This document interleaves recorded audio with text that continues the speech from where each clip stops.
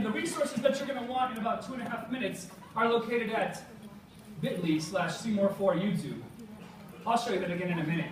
Before we go in and dig into this, let's take a look and see what is going to be shown today. So what I've got for you today is just a list of some YouTube extensions that are going to make YouTube a lot more friendly for you and your students.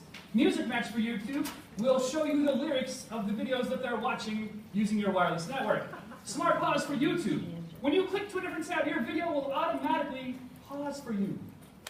YouTube Playback Speed Control will allow you to control the speed of your videos. So if you're watching one of those webinars that just drones on forever and ever and ever, you can speed that bad boy right on up. We're also going to show you how to float some YouTube videos, make some GIFs, and have a little bit of fun with documents. Now when I'm working with my students... You miss mini YouTube. Oh, sorry, there's a couple more, but we'll get to it. When I'm working with my students, I'm constantly making tutorials, working on some things where they have access to these videos that I post through YouTube. But let's take a look at how YouTube actually looks on my screen. First of all, when I do this, I've got YouTube running, and you'll notice that when I click over to another tab, that YouTube just pauses on the first tab. If I go ahead and click the pause button, you'll see the speeder upper and slower downer up here, so I can speed that speed right on up. I can slow it right back on down to regular speed. That is useful, very useful. You also might notice that when I scroll down, what's not there? Comments. The comments are not there. Wouldn't that be nice? There's some great comments, I'm sure, but for the most part, I find a lot of trash there. And getting rid of those is really, really handy. In addition to that, if I scroll down far enough, I've got that video right here playing for myself. And if it's in the place where I can't see what I'm doing, I can just move that video around and get it where I need it. Yay! Slammy slam. Have you guys seen this little guy? Yo, baby? He is amazing. I forgot to give myself some audio.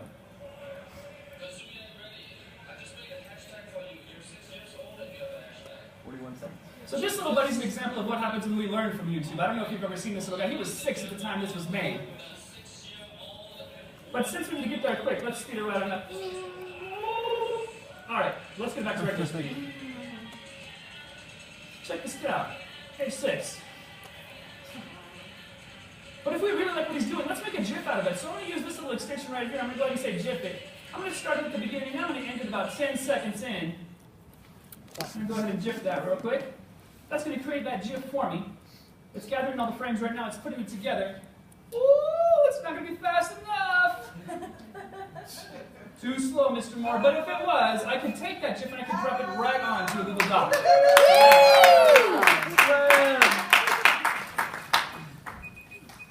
Next. Next, Jessica. That's right, I'm a pro.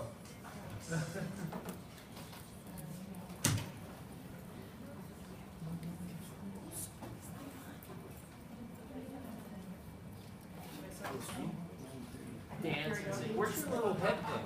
My little top